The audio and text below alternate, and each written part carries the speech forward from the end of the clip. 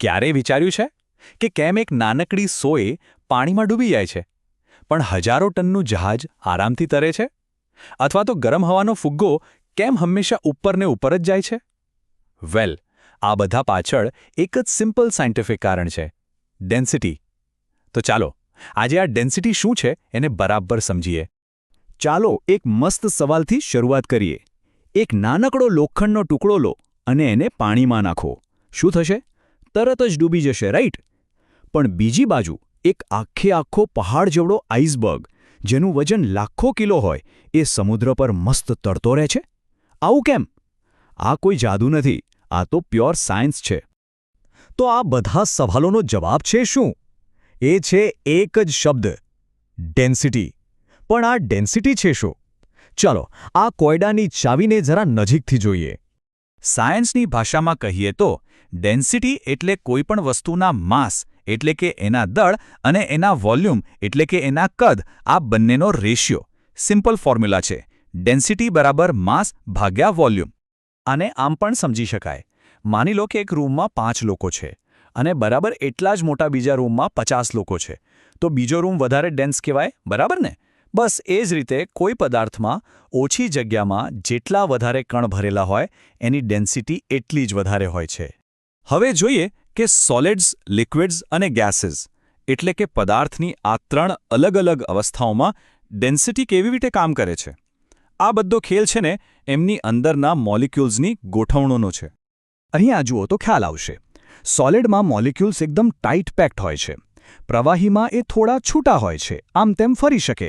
અને ગેસમાં તો જાણે ખુલ્લા મેદાનમાં દોડતા હોય એમ એકબીજાથી બહુ જ દૂર હોય છે. એટલે સામાન્ય રીતે સોલિડ પદાર્થો સૌથી વધુ ડેન્સ હોય, પછી લિક્વિડ અને છેલ્લે ગેસ. હવે જરા આંકડા જોઈએ. હવાની ડેન્સિટી જુઓ, માત્ર 1.29 કિલોગ્રામ્સ પર મીટર ક્યુબ. એની સામે પાણીની છે 1000.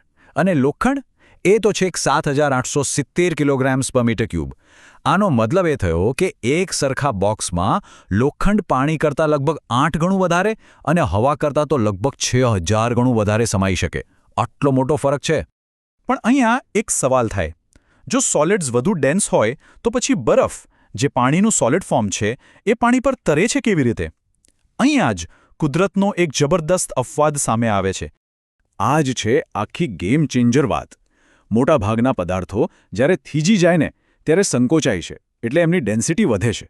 પણ પાણીનું ઉલટું છે. એ થીજીને બરફ બને ત્યારે ફેલાય છે. આના કારણે બરફની ડેન્સિટી પ્રવાહી પાણી કરતાં ઓછી થઈ જાય છે, લગભગ 917 kg પર મીટર ક્યુબ. અને આ જ કુદરતનો અનોખો નિયમ પૃથ્વી પર જીવન ટકાવી રાખવા માટે ખૂબ જ જરૂરી છે. અને આ છે તરવાનો ગોલ્ડન રૂલ. જો કોઈ વસ્તુની ડેન્સિટી એ જે પ્રવાહીમાં છે એના કરતાં ઓછી હોય તો એ તરશે, અને જો એની ડેન્સિટી વધારે હોય તો એ ડૂબી જશે. બસ આટલું સિમ્પલ છે. તો બરફની ડેન્સિટી પાણીની ડેન્સિટીના લગભગ 91.7% જેટલી છે. આ જે નંબર છે ને 0.917, એને આઈસની સ્પેસિફિક ગ્રેવિટી પણ કહેવાય છે. અને આ નંબર આપણને કંઈક બહુ જ ઇન્ટરેસ્ટિંગ બતાવે છે.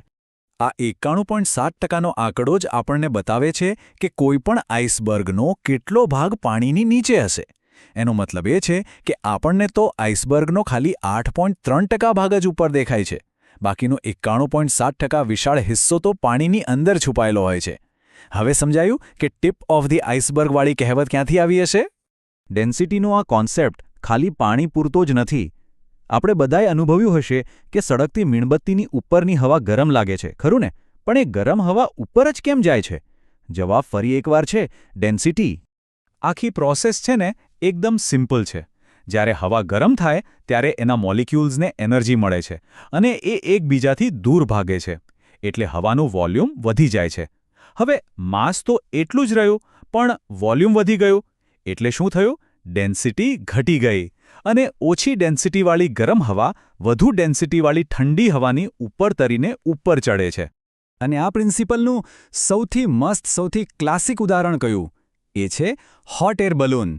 એ આકાશમાં ઉડવા માટે ડેન્સિટીના આ જ નિયમનો ઉપયોગ કરે છે.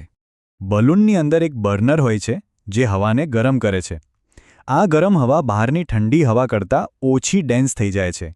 આ ડેન્સિટીનો તફાવત ઉપરની તરફ એક ધક્કો મારે છે, જેને સાયન્સમાં બાયોન્ટ ફોર્સ કહેવાય છે. અને જેવો આ બાયોન્ટ ફોર્સ બલૂનના પોતાના વજન કરતાં વધી જાય બલૂન ધીમે ધીમે આકાશ તરફ સરકવા લાગે છે. તો આપણે જોયું કે કેવી રીતે ડેન્સિટી તરતા બરફથી લઈને ઉડતા બલૂન સુધી બધું જ સમજાવી શકે છે. સમુદ્રના પ્રવાહો હોય કે હવામાનની પેટર્ન, આ એક જ પ્રિન્સિપલ બધે કામ કરે છે. હવે પછી જ્યારે તેલ પાણી પર તરતું દેખાય ત્યારે યાદ રાખજો, આ પણ ડેન્સિટીનો જ કમાલ છે. આપણી આસપાસ બીજું ક્યાં ક્યાં ડેન્સિટીનો આ જાદુ છુપાયેલો છે, વિચારવા જેવું છે ખરું ને?